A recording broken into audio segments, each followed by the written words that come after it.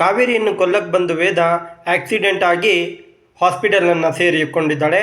ಇವತ್ತಿನ ಸಂಚಿಕೆಯಲ್ಲಿ ಕಾವೇರಿಗೆ ಹೊಡೆಯಕ್ಕೆ ಬರ್ತಾಳೆ.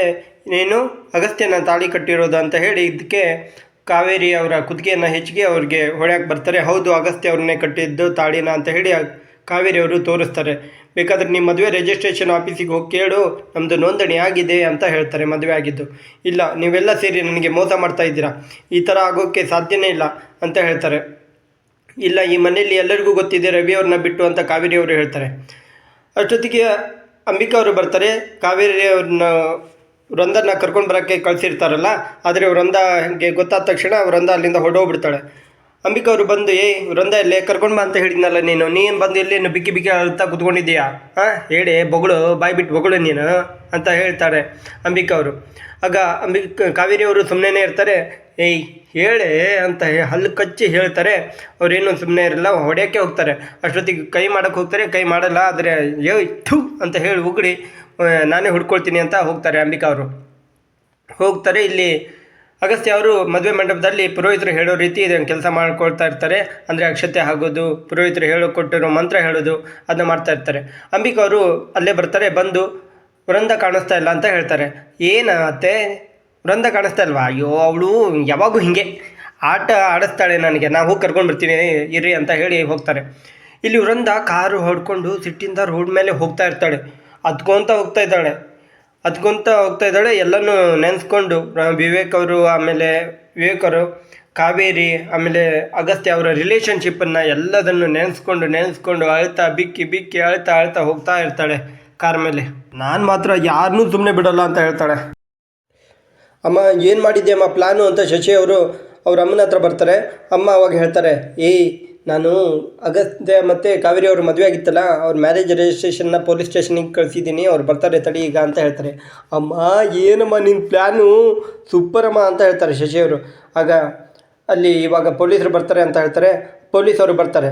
ಪೊಲೀಸವರು ಶಶಿ ಅವರಿಗೆ ಕಂಡಾಗ, ಅಮ್ಮ ತುಂಬ ಚೆನ್ನಾಗಿದೆ ಪ್ಲ್ಯಾನಿಂದು, ಅಮ್ಮ ಸ್ವಲ್ಪ ಸೀರಿಯಸ್ಸಿಂದ ಹೋಗೋಣ ಅಂತ ಹೇಳಿ ಅವ್ರ ಅಮ್ಮನ ಕರ್ಕೊಂಡು ಹೋಗ್ತಾರೆ. ಯಾರು? ಶಶಿ ಅವರು. ಇಲ್ಲಿ ಮದುವೆ ಮಂಟಪದಲ್ಲಿ ಅವರು ಪೊಲೀಸವರು ಬರ್ತಾರೆ. ಪೊಲೀಸವರು ಬರೋ ಹೊತ್ತಿಗೆ ಎಲ್ಲರೂ ಶಾಕ್ ಆಗಿಬಿಡ್ತಾರೆ.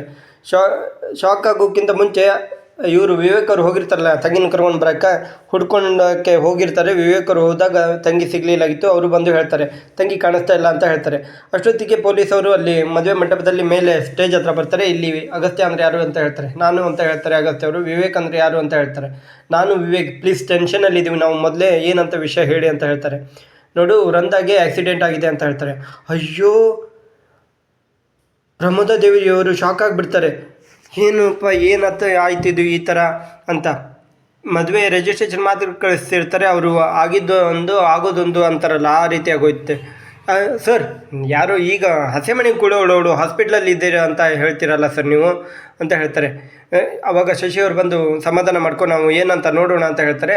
ಅಲ್ಲಿಂದ ಅವರು ಹೊರಡುತ್ತಾರೆ.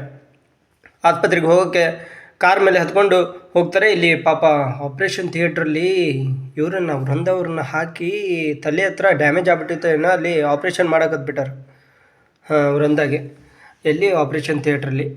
ಇಲ್ಲಿ ರವಿ ಅವರು ಹೋಗ್ತಾರೆ. ರವಿ ಅವರು ಕಾರ್ ಹೊಡ್ಕೊಳ್ತಾ ಹೋಗ್ತಾರೆ. ಯಾಕೆ ಈ ಥರ ಆಯಿತು ಅಂತ ಹೇಳ್ತಾರೆ. ಆಮೇಲೆ ವಿವೇಕ್ ಅವರು ಹೇಳ್ತಾರೆ, ಅಲ್ಲ ಯಾಕೆ ಈ ರೀತಿನ ಸುಮ್ಮನೆ ನನ್ನ ಹತ್ರ ಹೇಳೋಳು, ಏನಿದ್ರು ನನ್ನ ಹತ್ರ ಬಂದು ಹೇಳೋಳು, ಹೇಳಿಲ್ಲಲ್ಲ ಹಾಗೆ ಹೋಗ್ಬಿಟ್ಲು, ಏನಪ್ಪ ಏನು ಇದು ಅಂತ ವಿವೇಕ್ ಅವರು ಅಲ್ಲಿ ಹೇಳ್ತಾ ಇರ್ತಾರೆ. ಶಶಿ ಅವರು ಕಾವೇರಿ ಅವರು ಬಿಕ್ಕಿ ಹೇಳ್ತಾ ಇರ್ತಾರೆ. ನೀ ಸುಮ್ಮನಿರಮ್ಮ, ಯಾಕೆ ಹೇಳ್ತಾ ಇದೀಯಾ? ಮೊದಲೇ ಅವಳು ಆತುರದಲ್ಲಿ ಇರೋಳು, ನೀ ಯಾಕೆ ಬಿಕ್ಕಿ ಹೇಳ್ತಾ ಇದೀಯಾ? ನೀ ಸುಮ್ಮನಿರು ಅಂತ ಹೇಳ್ತಾರೆ.